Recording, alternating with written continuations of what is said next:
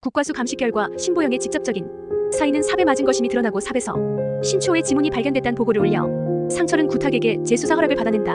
하지만 그 시각 흥수를 통해 추호이 범행을 알게 된 동민은 정우의 만류에도 추호에게 총을 쏘고 도망쳤다. 신추호는 즉사 결국 구탁의 계획대로 판이 흘러간다. 아들을 지키기 위해 얕았던 아버지들의 우정은 파국으로 치닫기 시작하고 아버지들이 이 모양이니 아들들도 부전자전. 구탁은 도망친 동민을 설득해 붙잡았고 덮으려던 사건이 드러나기 시작하자 당시 사건 담당자였던 김희도가 초동수사를 잘못했다 브리핑하며 모든 화살을 돌렸다. 현 서장이 있었어. 동민을 취조하며 새로운 사실을 알게 된 상철.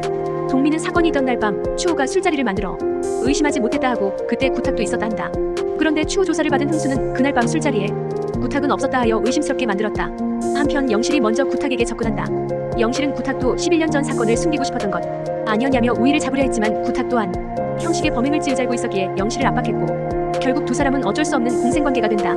구탁의 입장에선 곧 도지사가 될 영실과 손을 잡고 특급 승진가도를 걸을 수 있으니 더 이득. 상철은 너무 딱딱 들어맞는 상황에 정우가 위험해질까 위치 추적 어플을 깔렸는데 이미 나겸과 정우의 위치가 연동된 걸 발견하고는 나겸을 향한 의심도 더 피어오른다. 정우를 좋아하며 집착하는 것도 의심. 사건 현장에서 침착하게 정리를 시켰던 나겸이라고 아무렇지 않은 건 아니었었다. 현장을 수습하며 불안해했고 그래서 좋아하던 정우를 찾아갔었는데 술에 취한 정우가 다은에게 보내놓은 문자를 보고 돌변해 정우가 범인으로 몰리는 상황에도 침묵했던 것. 어차피 그냥은 가질 수 없으니 극한으로 몰아넣어져 혼자 고립되었을 때 정우를 자신의 것으로 만들려는 계획이 아니었을까? 출소한 정우가 마음대로 되진 않았지만 상철은 실마리라도 잡기 위해 아직 시신이 발견되지 않은 다은의 사건도 파헤치고 다은의 할머니를 찾아가 그날 통화할 때 들렸던 목소리가 어른이었단 걸 알아낸다. 그렇다는 건 다은의 사건 또한 정우가 아니란 것. 그즈음 수호가 태어나여 집으로 돌아오고 수호가 향한 유리온실 같은 곳에서 다은이 발견된다.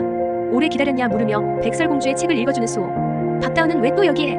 이 영상이 즐거우셨다면 구독과 좋아요로 다음 소식을 놓치지 마세요.